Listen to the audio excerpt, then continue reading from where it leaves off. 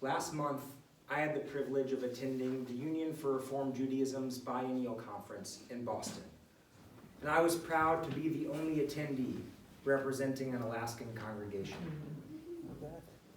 Go Alaska.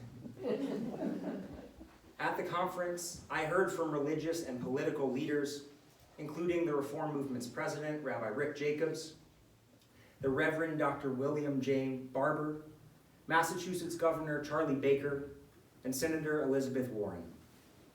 People from all around the country shared stories about how their congregations or their organizations are working to be more inclusive, more environmentally sustainable, more active in advocating for social justice, and more deeply connected to Israel and to our Jewish tradition. However, out of all of the amazing and special moments I had at Biennial, one stands out. It was at Friday night services. In one of the largest rooms that I've ever been in my entire life, 5,000 Jewish leaders from across North America and around the world joined together in the Shabbat prayers. Predictably, the honor of introducing the various prayers was given to the movement's movers and shakers. Major donors and leading rabbis led the Kiddush and the candlelighting. However, the group that was asked to introduce the Mi Chamocha prayer wasn't filled with those big machers. In fact, they weren't even Jewish. The Mi Chamocha was introduced by a Yazidi family, the Hamzas. In 2014, the Hamzas fled their home in Aleppo, Syria. They fled the bloody conflict and found refuge in Turkey. Then, last January, after almost 3 years of waiting, the Hamzas finally made it to Boston, just days before the first travel ban. The father, Idris, a cobbler back in Syria, now works at Reebok's headquarters, just outside of Boston. The mother, Mizgin, works in the preschool of a local synagogue, where they send their young son, Hamudi. Before the Mi Chamocha prayer, the Hamzas shared a prayer of their own, recited first in Kurdish by Mizgin, and then translated into English by her 10-year-old daughter, Areen. Here's part of their prayer. O God, ruler of rulers, I stand before you on this blessed Friday night to say a prayer for all of our friends in this room. Protect them from evil. Protect them from all danger. Fill their paths with light. In Syria, the Hamzas held out hope until the very last minute, not leaving their home until the bombs came one after another, until the dust and debris and death created a darkness that was all around. Now safely in America, they prayed for light to guide our way. The Mi Chamocha itself, the first line of which comes from next week's Torah portion, reflects our own redemption story. The feelings of disbelief and awe and gratitude the Israelites felt after God delivered them from their Egyptian oppressors. The Mi Chamocha represents the pure joy, the light of freedom. However, in the Torah portion that we read this week, Parshat Bo, the Israelites are still mired in the darkness of slavery. If you've ever been to a Passover Seder, you've read part of this Parshat. And you probably know the story, that according to our tradition, God sent 10 plagues upon Pharaoh and the Egyptians before Pharaoh finally relented and let the Israelites free. In this Parsha, we read about the last 3 plagues: locusts, darkness, and the killing of the firstborn. The classical interpretation of the rabbis is that each plague gets progressively worse. For the first 7 plagues, this makes sense. It makes sense that a livestock disease would be worse than a breakout of lice, that painful festering boils on both human and beast would be even worse, and so on. And even in this parsha, the placement of the final plague makes sense. Of course, the death of the firstborn, both human and animal, is worse than all the plagues that came before. But the ninth plague? Darkness? How is that worse than the ones before it? Darkness is unpleasant, sure, but is it worse than the river turning to blood, or painful boils, or disease? Now, perhaps it's a little bit insensitive of me to ask what's so bad about darkness in a place that only gets 7 hours of daylight this time of year. But really, what was the nature of this darkness? What made it so bad? Let's examine the specific wording in the Torah, which Janice and I will chant in a few minutes. Moses held out his arm toward the sky, and thick darkness descended upon all the land of Egypt for 3 days. Man could not see his brother, and for 3 days no one could get up from where he was. But all the Israelites enjoyed light in their dwellings. A midrash, an early rabbinic story that fills in the gaps in the Torah's text, provides more details on the physical attributes of this plague. It says, during those 3 days, he who was seated could not stand up, he who was standing could not sit down, and he who was lying down could not raise himself. The Egyptians were literally frozen by darkness. Frozen by the fear of the unknown. And isn't that exactly what's so scary about darkness? Anyone who was afraid of the dark as a kid, but then got a nightlight, knows that darkness itself can't hurt us. Darkness is scary because it hides what might be out there. It brings up that universal human fear of the unknown. Just a few weeks ago, at the end of the book of Genesis, we read about how the Israelites themselves had nothing to fear in Egypt. Joseph was Pharaoh's right-hand man, and his family, the Israelites, were safe, even prospering down in Egypt.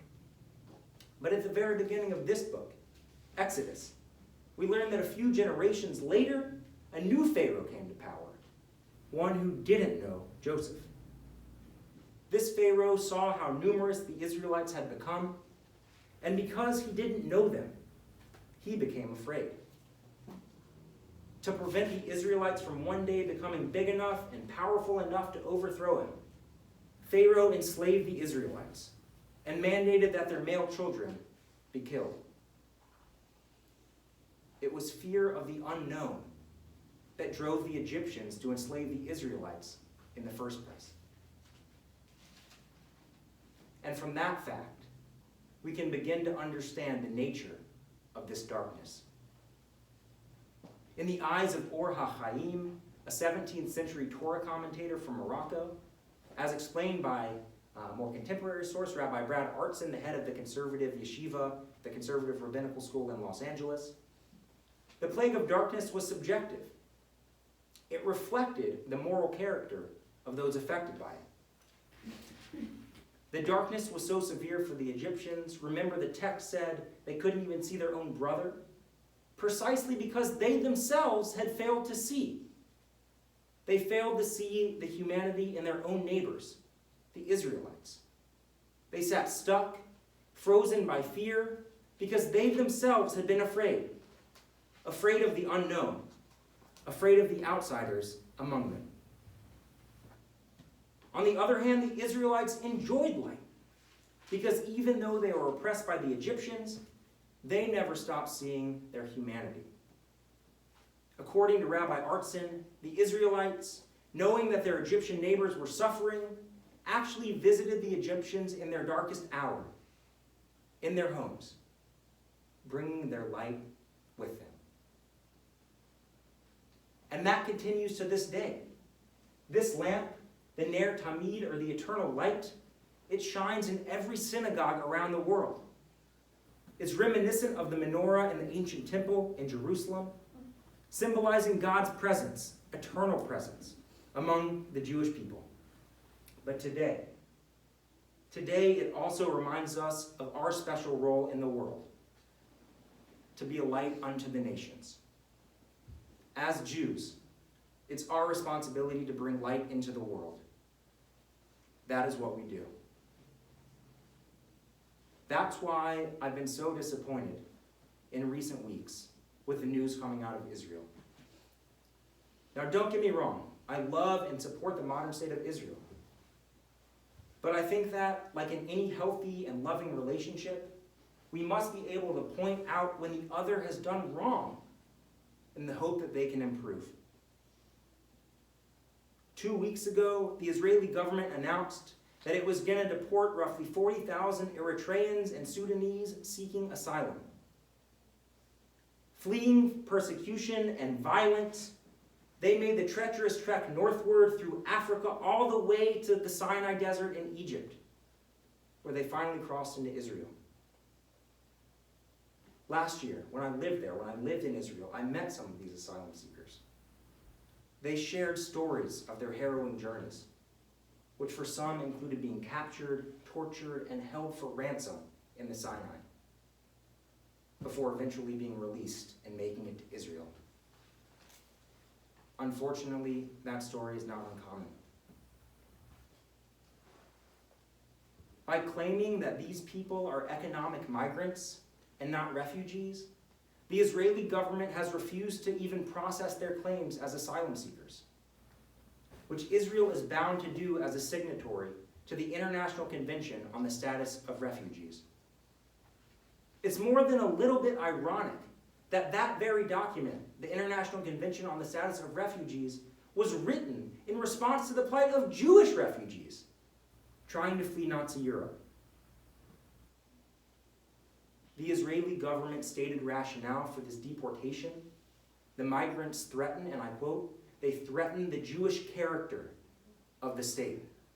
The Jewish character? These migrants who fled their homes, risking torture and death, who make up less than 0.5% of the population of Israel, whose numbers are not growing because in 2012 Israel built a fence in Sinai to keep them out. They threaten the Jewish character of the state. When our fear of the unknown eclipses our ability to see the humanity in our neighbors who look differently or talk differently than we do, we forget about that.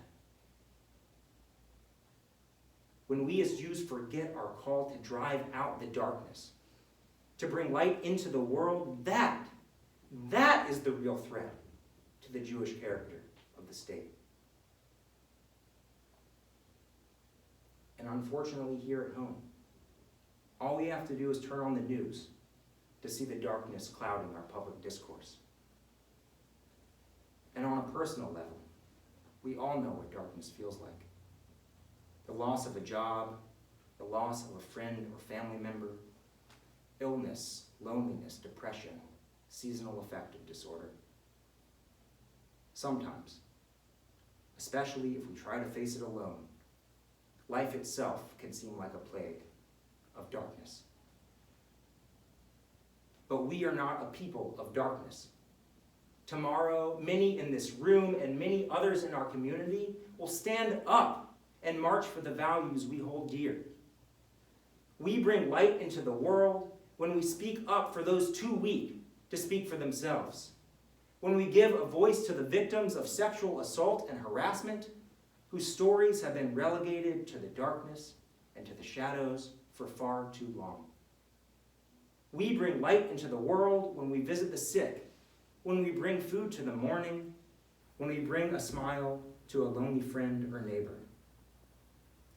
We bring light into the world when we welcome families like the Hamzas into our community, when we invite Yazidis to lead us in prayer, because we recognize the humanity in all people and see their struggle as our own.